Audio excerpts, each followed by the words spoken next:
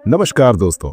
भारत और south Africa के बीच आज पांचवा और आखिरी टी20 मैच खेला गया और इस मैच में बड़े ही कांटे की टक्कर देखने को मिली। जी हां, मैच बिल्कुल आखिरी ओवर तक चला गया, जहां भारतीय टीम को आखिरी 6 गेंद पर 18 रनों की जरूरत थी और तभी संजू सैमसन और जितेश शर्मा ने मिलकर किया कुछ ऐसा जिसे देखकर पूरा साउथ अफ्रीका देखता रह गया। तो आइए बिना देरी करे देखते हैं इस मैच का पूरा हाईलाइट्स। दोस्तों, टॉस की किस्मत इस बार दक्षिण अफ्रीका के कप्तान एडेन मार्करम के पक्ष में रही और उन्होंने बिना किसी झिझक पहले बल्लेबाजी चुनी। अहमदाबाद की पिच पर शाम के समय पहले रन बोर्ड पर बड़ा स्कोर लगाने का फायदा अक्सर बल्लेबाज टीम को मिलता है और यही सोचकर मैदान में उतरी ओपनिंग जोड़ी क्विंटन डिकॉक और रीजा हेंड्रिक्स। पूरे स्टेडियम में जबरदस्त ऊर्जा थी।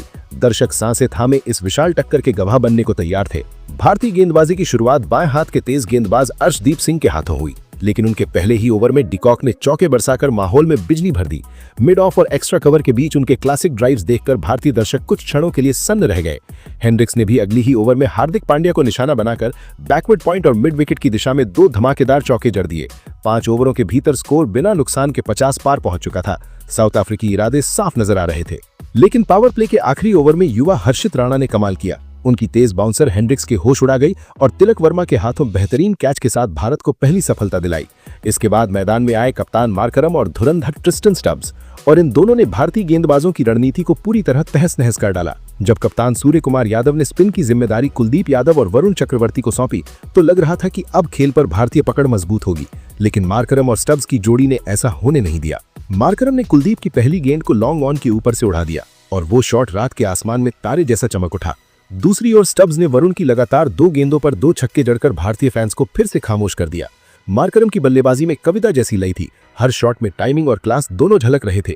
उन्होंने सिर्फ 32 गेंदों में अपना 50 पूरा करते हुए दिखा दिया कि वे क्यों दुनिया के सबसे भरोसेमंद टी20 बल्लेबाजों में से एक है। स्टब्स भी पीछे नहीं रहे। उन्होंने 40 रनों की ताबड़तोड़ पारी खेलते हुए मार्करम के साथ 85 रनों की साझेदारी बनाई।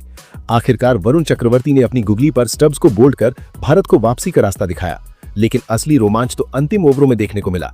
जब अर्शदीप सिंह डेथ ओवर्स में गेंदबाजी के लिए लौटे और मार्करम को जबरदस्त यॉर्कर पर बोल्ड कर दिया तो पूरा स्टेडियम भारत भारत के नारों से गूंज उठा। उस वक्त स्कोर 170 के आसपास था, पर तूफान अभी बाकी था। नए बल्लेबाज लंबे कद के पावर हिटर डोनोवन फरेरा जैसे मैदान में आए, वैसे लगा कि कोई विस्फोट शुरू हो गया है।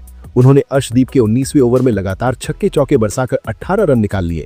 उधर मार्को यानसन ने भी अंतिम गेंदों पर बढ़िया चौका लगाकर स्कोर को शानदार समापन दिया। नतीजा, दक्षिण अफ्रीका ने 20 ओवरों में 5 विकेट पर 187 रन ठोक डाले। और अब टीम इंडिया की ओर से अभिषेक शर्मा और उनके साथ भरोसेमंद विकेटकीपर बल्लेबाज संजू सैमसन जैसे ही दोनों क्रीज पर खड़े हुए, स्टेडियम में इतना शोर उठा कि कमेंट्री बॉक्स के शीशे तक कंपन महसूस करने लगे। पहली ही ओवर में अभिषेक ने यह साफ कर दिया कि वो दबाव में नहीं, दबाव बनाने आए हैं। दक्षिण अफ्रीका के सबसे तेज और खतरनाक गेंदबाज एनरिक नॉर्किया की 150 किलोमीटर प्रति घंटा की आग उगलती गेंदों को उन्होंने अपनी कलाई के जादू से बाउंड्री पार पहुंचा दिया।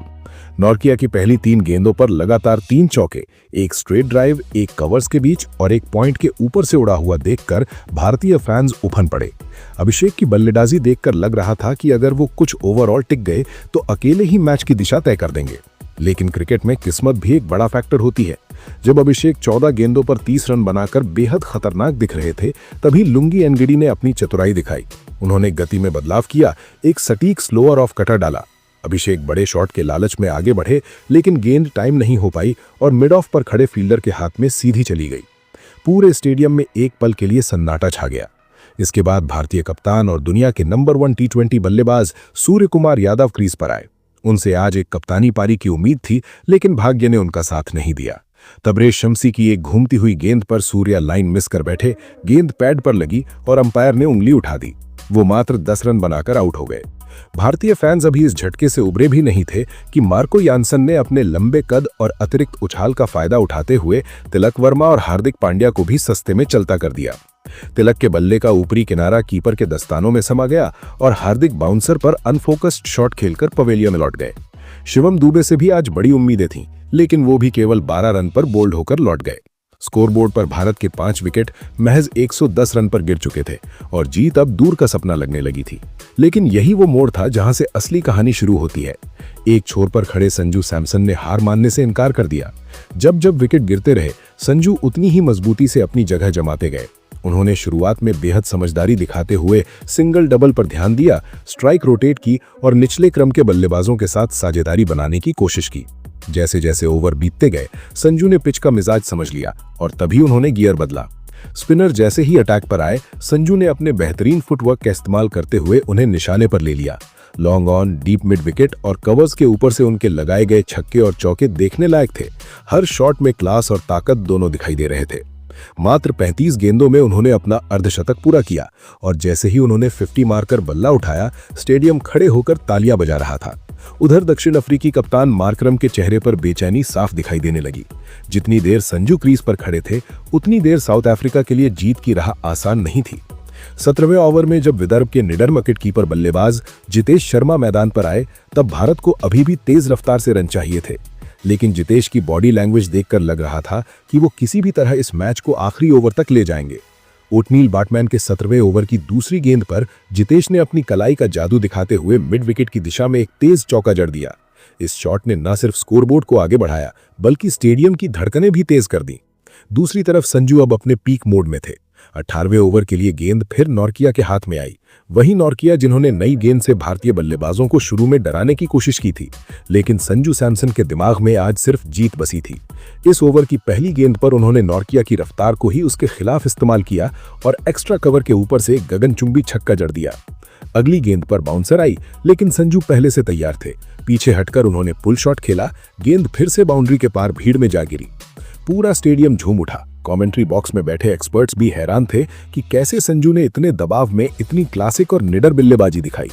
इस ओवर की 5वीं गेंद पर उन्होंने एक करारा चौका मारा और भारत ने इस ओवर से पूरे 20 रन बटोर लिए। अब जीत का समीकरण भारत की तरफ झुकता नजर आ रहा था। संजू सैमसन ने 45 गेंदों पर 74 रनों की जादुई पारी खेल डाली, जिसमें 6 खूबसूरत चौके और 4 आसमान छूते छक्के शामिल थे। लेकिन कहानी में एक और मोड़ बाकी था। 19वें ओवर की अंतिम गेंद पर जब भारत जीत के बेहद करीब दिख रहा था, लुंगी एनगिडी ने एक स्लोअर गेंद डाली। संजू ने लॉन्ग ऑफ के ऊपर से छक्का मारने की कोशिश की, लेकिन गेंद ऊपरी हिस्से पर लगी और हवा में ज्यादा देर नहीं टिक पाई। बाउंड्री पर खड़े ट्रिस्टन स्टब्स ने आगे डाइव लगाकर शानदार कैच पकड़ लिया। जैसे ही संजू आउट हुए, पूरा अहमदाबाद स्टेडियम कुछ पल के लिए बिल्कुल खामोश हो गया।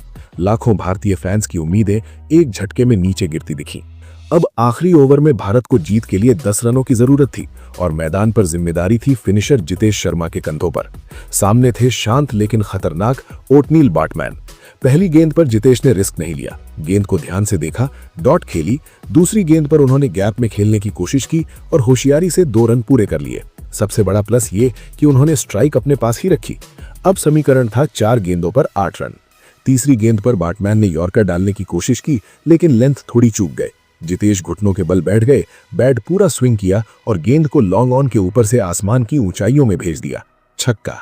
इस शॉट के साथ ही साउथ अफ्रीका की सीरीज ड्रॉ करने की उम्मीदें लगभग खत्म हो चुकी थीं। अब भारत को जीत के लिए सिर्फ 2 रनों की दरकार थी।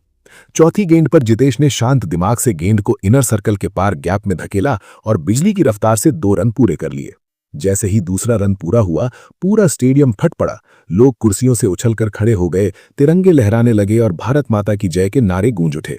भारत ने 188 रनों का विशाल लक्ष्य 4 गेंद शेष रहते हुए 4 विकेट से चेस कर लिया। जितेश शर्मा 12 गेंदों पर नाबाद 26 रन बनाकर असली फिनिशर बनकर उभरे, जबकि संजू सैमसन की 74 रनों की क्लासिक और तूफानी पारी को प्लेयर ऑफ द मैच के खिताब से नवाजा गया। ये सिर्फ एक जीत नहीं थी, ये वो शाम थी जो भारतीय क्रिकेट इतिहास के सुनहरे पन्नों में हमेशा के लिए दर्ज हो गई।